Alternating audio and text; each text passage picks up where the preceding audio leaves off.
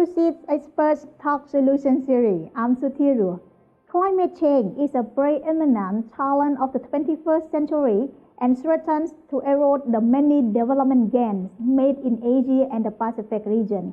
ADB estimates Southeast Asia's economy could shrink by 11% by the end of the century due to the collective effect of climate change. It will affect businesses directly through disruptions to business operations and markets, and indirectly through competitions for increasingly scarcer resources. Thus, achieving net zero carbon emissions is a growing priority for many businesses.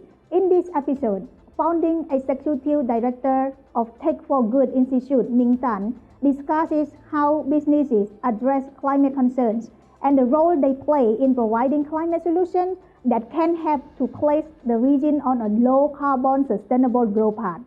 So Ming, welcome to the Expert Talk Solution Series. It is a pleasure to have you join me today to discuss, how businesses and technologies can help Southeast Asia address climate concerns. Okay? So we all know that the private sector plays a critical role in climate adaptation and also in achieving net zero futures. So what would be an area that you can describe, the area that might be particularly important for Southeast Asian net zero? Thank you so much for having me, Sophia. I think in Southeast Asia, governments are really facing two challenges at the same time. The first is, how do you cope with the impact of climate change? And this is the impact of climate change that has been induced by carbon emissions from advanced economies over decades or even centuries. And as you know, Southeast Asia is really very vulnerable to climate-induced disasters, floods, etc. So we have to cope with that. But at the same time, we're one of the fastest growing populations in the world.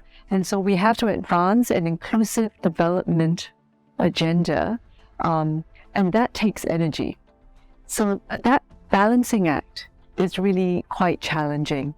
The other part of it is the only way we can have that development agenda is to include the micro, small, and medium-sized enterprises. Southeast Asia, we are home to about 71 million MSMEs. And the question is, how do we bring these small and medium-sized and micro enterprises on the journey with us, both the pivot to net zero journey as well as the digitalization journey?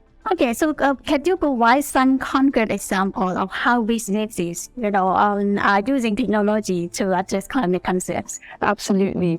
Now, I mentioned the 71 million micro and small MSMEs. And so the question is, how do you bring them on one by one, or is there a way to bring many of them on at the same time? And we do see in the digital economy that platform economy companies are able to help bring many on board at the same time. So platform companies like Shopee and Lazada are able to help farmers and small businesses sell their wares straight away, without really knowing a lot of coding or a lot of technical expertise.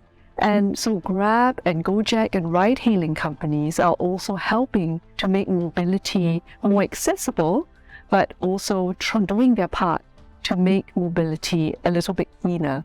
So for example, Grab has so much data on driving routes and what are the popular driving routes.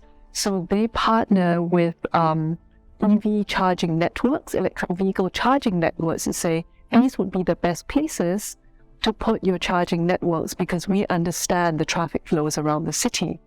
Grab and Gojek also partner with car companies and other types of companies to make it easy for people to get onto that green agenda. So for example, they have battery swap stations.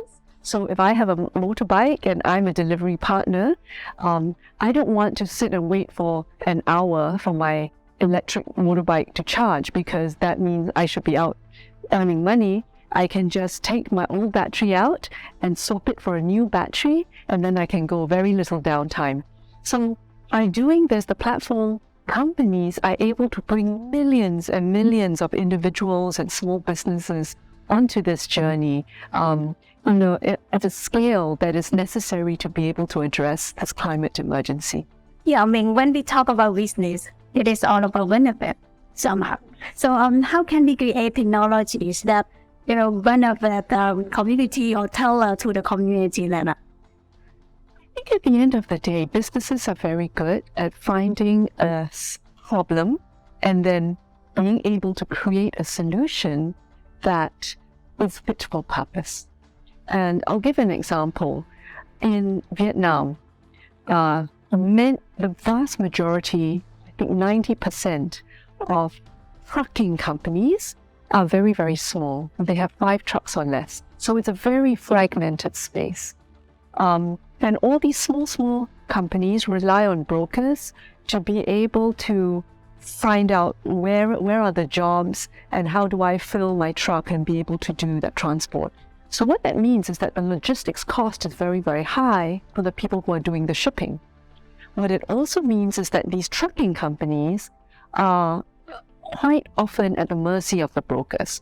And they are sometimes full on one direction and then they're empty on the way back.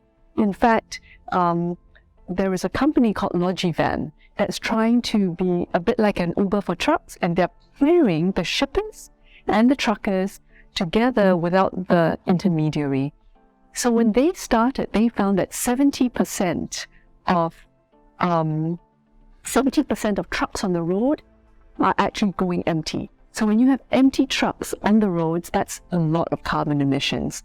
So by actually trying to find a way to bring the truckers and the shippers together, and they realize it's not all digital. So they say, okay, I understand that the human touch is important. So they've built into their apps the ability for the trucker and the shipper to meet or to be able to talk to each other before a deal is made. So that if I have spent all my hard work growing vegetables to ship, I want to make sure that they're in safe hands. And Logivan has been able to reduce carbon emissions in Scope 3 logistics emissions by about 30% for its clients by building in this efficiency. But the important thing is that they did it in a way that was acceptable to both the shippers and to the truckers, and that was what drove adoption. Yeah, it sounds very interesting, Ming. I believe that your insightful information and solution can be replicated in other parts of the world. So thank you for joining me today, Ming. Much appreciated and looking forward to the next show with you. Thank you so much, Sophia. I'm really happy to be here. Thank you. Thank you everyone for watching this episode. See you in the next episode. For now, goodbye.